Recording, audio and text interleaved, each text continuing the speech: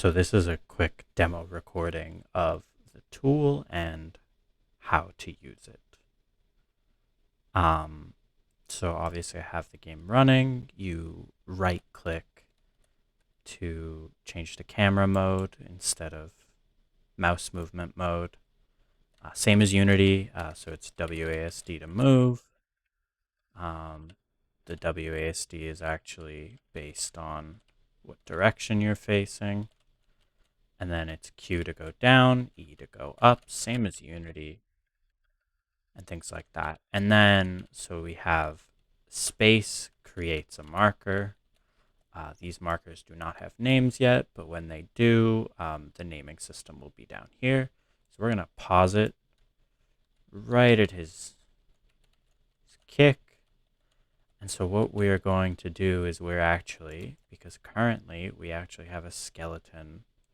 We can pull that up right here. We can just throw that right there. As you can see, we already have a skeleton of him in his first phase. And funnily enough, actually, because of the way these things are written, if you drag and drop a previous prefab in, you can easily just use them as markers still. But we are going to remove that, and so I just called that Hunter keyframe 1. And so what we're actually going to do is we're going to go through the process of making a keyframe for ourselves. And keep in mind, we are in game view. Funnily enough, I actually got these two confused for a second because the controls are identical. Other than mine is a bit less smooth than theirs. But yeah, so you'll notice we have it at that's a thing I didn't realize we had. But yeah, so you just wanna. So one thing I noticed with this system is the handles are a little bit sensitive. So what I would recommend is just use these planes. They work perfectly. So we're gonna spawn one there, and then we're gonna spawn another one.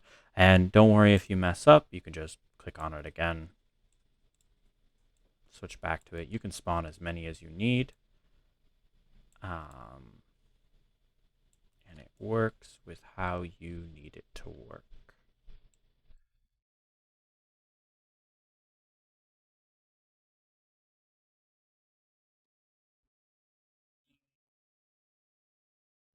Second shoulder.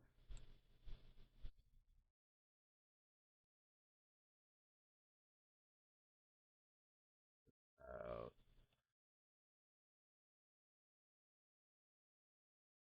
there is our neck.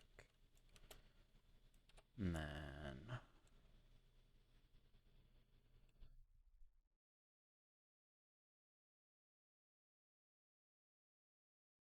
there is our head.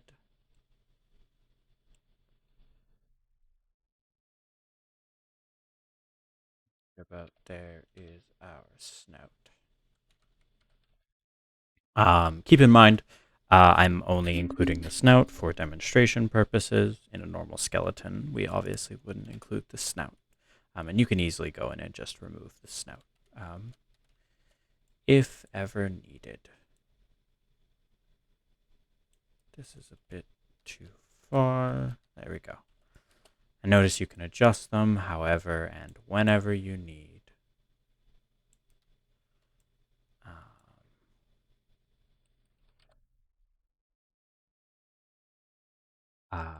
So the modifications that I made to this file is just quite simply to allow it to use the new Unity input system rather than the old one, as it was using the old Unity input system,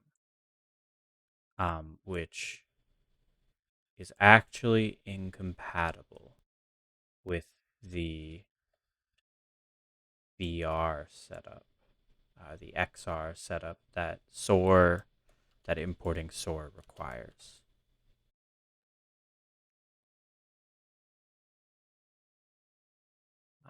which is perfectly fine. But yeah, uh, I'm probably going to cut the audio out of this portion of it in editing.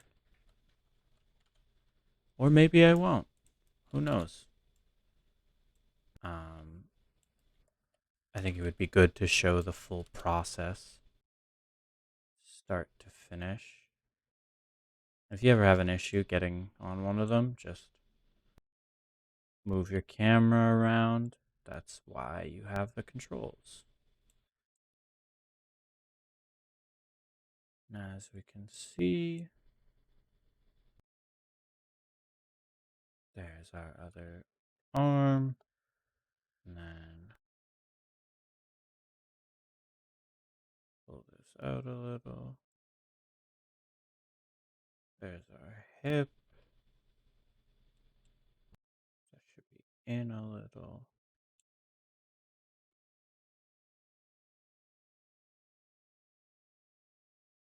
It's about right.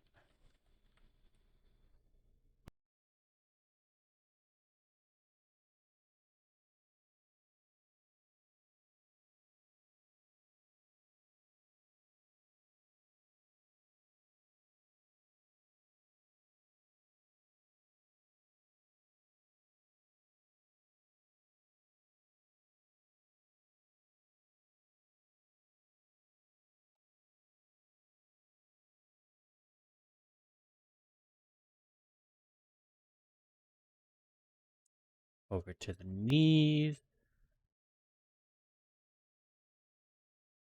There.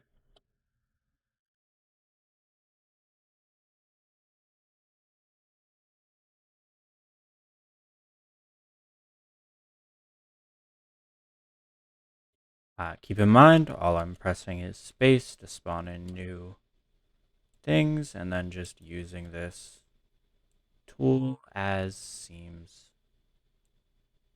well, as is intuitive.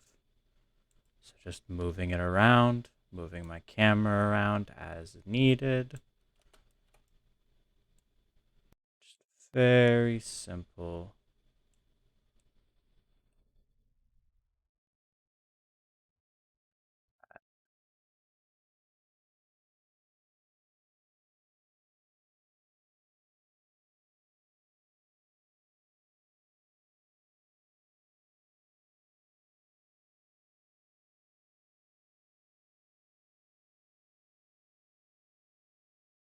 And there's that 1 foot.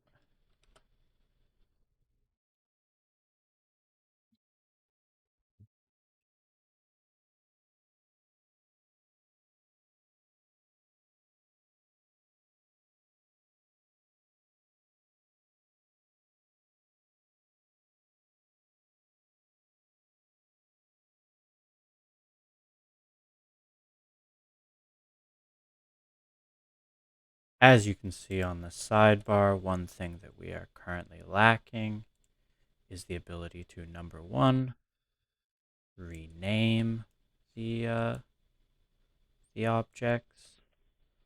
And yes, that is definitely a problem currently that will need to be dealt with. But as of right now, it is not deemed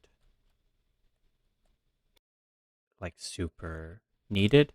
The next thing that I'm going to try and do is get parenting in, so that we can, like, for example, click and then shift click another one, and that'll parent it, and then you can create an actual skeleton that will actually show up over here. Theoretically, right now, you could just manually do it, but that's not fun.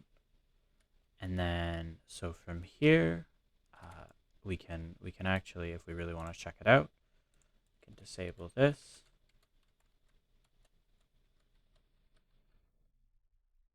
This is what our kick looks like. So if we re-enable, we can see that it is on top of everything. And then we just press Save Markers.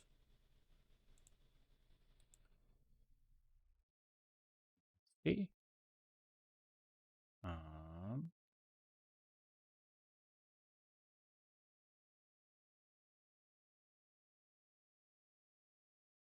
Oh, that's interesting. 1 second. Oops. I didn't see the it's right here. I'm just dumb. Another good thing would to be is to be able to name the object that you're saving it as. And so we're just gonna call this Hunter keyframe 2.54 seconds. This one's gonna be Hunter keyframe